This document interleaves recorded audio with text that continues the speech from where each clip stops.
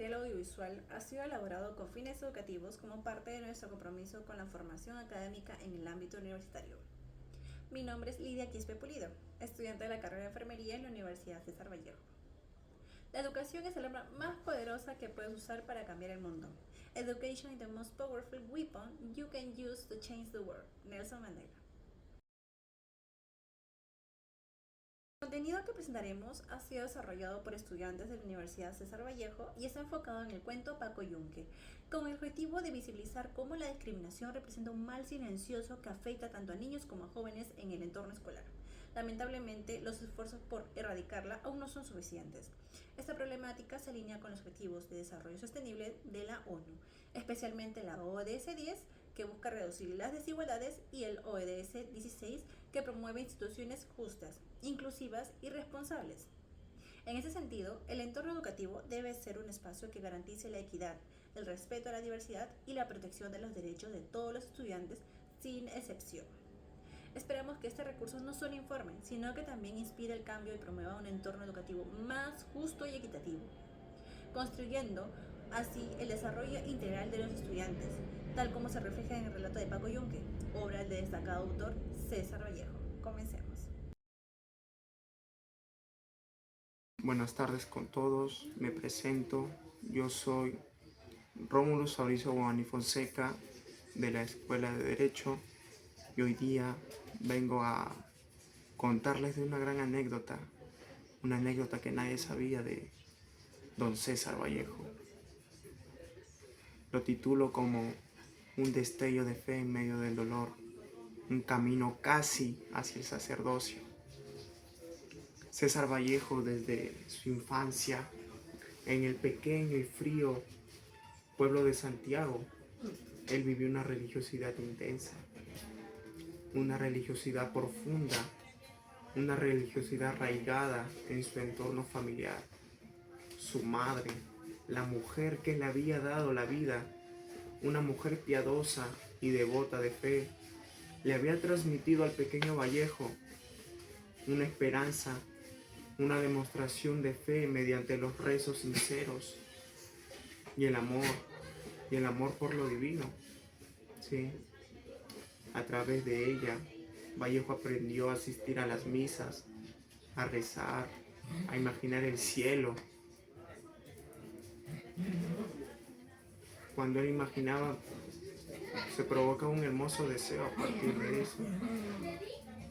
En ese ambiente espiritual, Vallejo llegó a pensar con el fervor, con todo su corazón, propia de la niñez, claro, en convertirse en sacerdote. Sí, sacerdote. Él se sentía impulsado por una vocación que nacía del sufrimiento, claro que es mayormente del sufrimiento ajeno, de la pobreza, del misterio de un Cristo que también castigaba sin culpa. No era una ambición religiosa cualquiera, sino era el deseo profundo de consolar, de comprender el dolor, de salvar incluso a su madre, a la mujer que le había dado la vida, salvarla del sufrimiento. Una frase que él repetía desde ese entonces, en esa etapa, fue: si no puedo sanar con la palabra, sanaré con la fe. ¿Sí?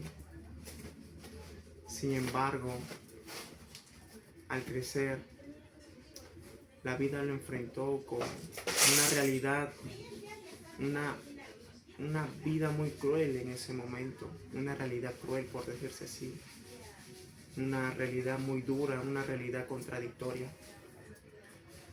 En ese momento la fe había comenzado a tambalear cuando fue testigo de muertes muy injustas, de la humillación hacia su pueblo indígena, de la presencia de la injusticia, tanto en los altares como en los cuarteles en esos momentos. Desde ese momento fue entonces que don Vallejo tuvo unas preguntas existenciales. ¿Dónde está Dios cuando sufre el pobre? ¿Por qué también sufre quien reza? ¿Acaso el dolor es la voluntad divina o el resultado de una sociedad injusta? Sí, Vallejo tuvo grandes preguntas y es por eso que Vallejo ya no encontraba respuestas, ya no encontraba las respuestas que quería en el catecismo. Se alejó cada vez más y había buscado el sentido en otros caminos, explorando a pensadores como Nietzsche, Marx y Freud. Con cada lectura, con cada palabra memorizada, Vallejo se alejaba del sacerdocio. Ya no pensaba ser un sacerdote. Se alejaba del camino de la espiritualidad y se acercaba más a otro tipo de reflexión sobre la libertad y la dignidad humana. Así ese breve llamado al sacerdocio se convertía en una etapa decisiva de la evolución espiritual y social que él iba a dar. Vallejo no terminó salvando almas desde un púlpito, como él lo mencionaba anteriormente, sino que abrazaba cada vez más la palabra que instrumenta una palabra de lucha, una palabra de consuelo y denuncia. Increíble.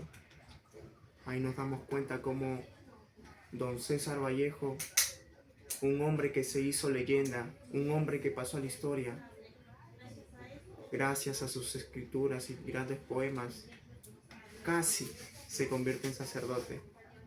La historia hubiera sido muy diferente. Es por ello que también esta gran anécdota nos deja una gran reflexión, nos da a conocer tantas cosas y sobre todo nos hace pensar en cómo César Vallejo hubiera sido si se hubiera convertido en sacerdote, cómo hubiera sido aquel hombre que pasar de ser un gran escritor a ser un gran hombre devoto de la fe. Increíble. Gracias.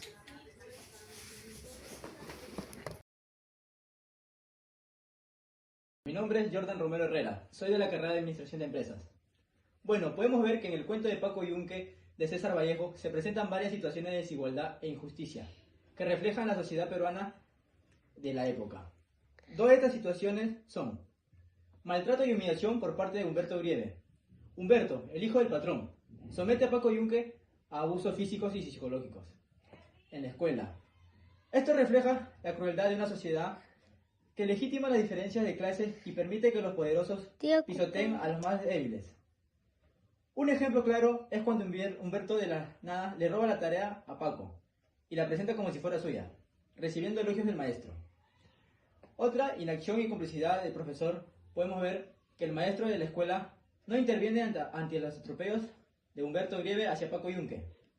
Esto muestra cómo las instituciones educativas pueden producir las mismas dinámicas de opresión en la sociedad.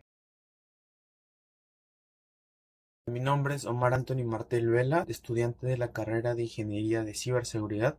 Bueno, como descripción de dos situaciones de desigualdad e injusticia presentadas en el cuento, tenemos que desde el inicio del cuento, Paco Yunque enfrenta una clara desigualdad con sus compañeros de escuela, especialmente con Humberto Grieve, quien pertenece a una familia de clase alta, mientras que Paco proviene de un entorno humilde. Humberto goza de privilegios debido a la posición social de su familia.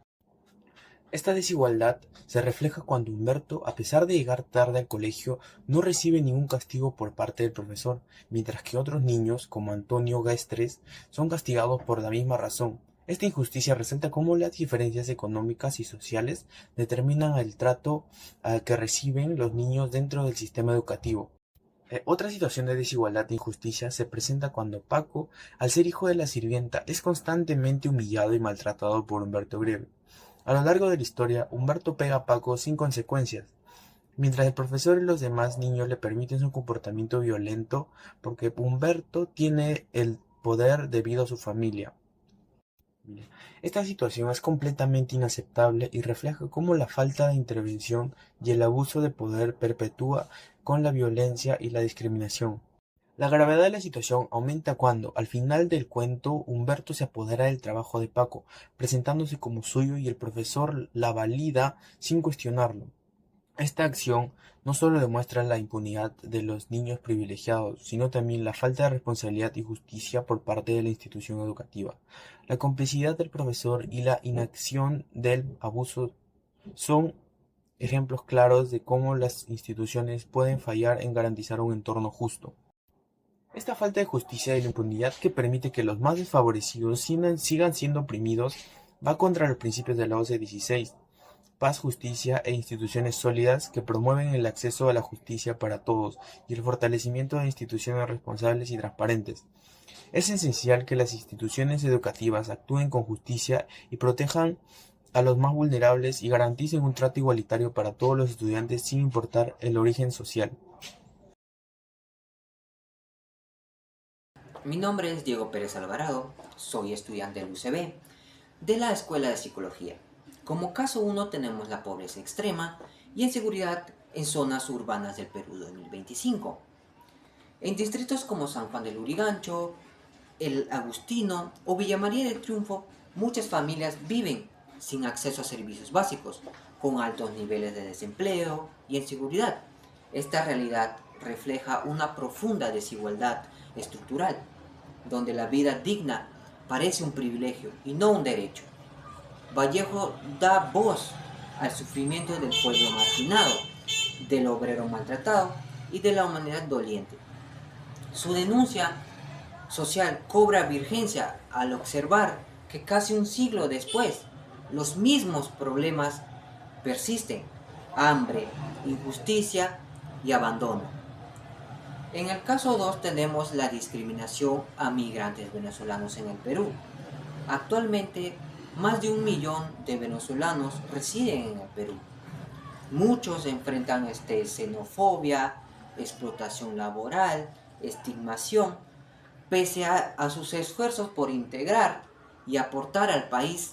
Esta situación refleja una injusticia contemporánea que Vallejo habría denunciado sin titubear. Como migrante, él mismo supo el exilio, el rechazo y el desarrollo. En su obra España, aparte de mí este cáliz, Vallejo expresa solidaridad con los oprimidos y alza su voz por quienes no son escuchados. Su mensaje nos recuerda que la dignidad no tiene nacionalidad y que la humanidad debe estar por encima de cualquier frontera. Gracias. Mi nombre es Kiara Lisbeth Walter Barragán, de la Escuela de Administración de Empresas de la Universidad César Vallejo. Como estudiante universitario comprendo que mi formación no solo debe debatir en centrarse dando conocimientos, sino también desarrollar valores fundamentales. Desarrollar valores, justicia, en estos valores que hay hoy en día esenciales y fundamentales. La Agenda 2030 nos quiere decir en el ODS 10 que es la reducción de desigualdades, y en la ODS 16 es paz, justicia. Ambos valores son muy esenciales para estos dos fundamentos que son la ODS 10 y la ODS 16. La ODS en la 10 nos recalcan que tenemos que tener y debatir, decir no más a los rechazos de la discriminación. La discriminación que hay hoy en día ha avanzado mucho.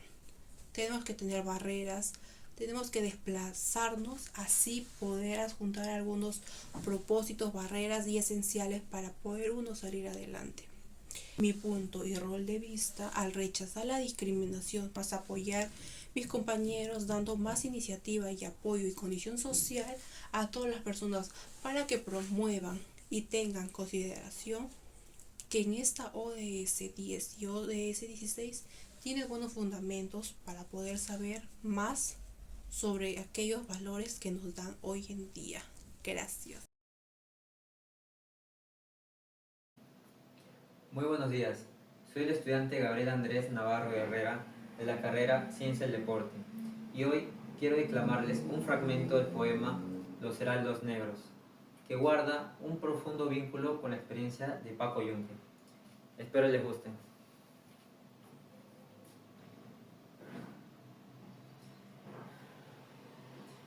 Hay golpes en la vida tan fuertes, yo no sé, golpes como el odio de Dios, como si ante ellos la resaca de todo lo sufrido se emposara en mi alma. Yo no sé, son pocos, pero abren zanjas oscuras en el rostro más fiero, en el lomo más fuerte. Serán tal vez los potros de bárbaros Atilas o los heraldos negros que nos manda la muerte. Así como Paco sufrió estos golpes simbólicos de niños, muchos niños aún enfrentan los heraldos de la injusticia. Muchas gracias. En conclusión, la discriminación escolar retratada en Paco Yunque no es solo un reflejo del pasado, sino una problemática que persiste en la actualidad bajo diversas formas. A partir del análisis del cuento y la observación de casos contemporáneos, se evidencia cómo las desigualdades sociales, los privilegios de clase y la indiferencia institucional continúan reproduciendo escenarios de injusticia que afectan el desarrollo integral de niños y jóvenes. Frente a esta realidad, resulta indispensable fortalecer valores como la igualdad y la justicia, pilares fundamentales para alcanzar los objetivos de desarrollo sostenible vinculados a la reducción de las desigualdades y la consolidación de instituciones sólidas y transparentes. La construcción de entornos educativos libres de discriminación y violencia no solo constituye un derecho, sino también una condición esencial para el progreso y la cohesión social. Que este trabajo sirva como un llamado a reflexionar y actuar con responsabilidad, fomentando cambios que garanticen el respeto y la dignidad de todas las personas, sin distinción ni exclusiones. Gracias.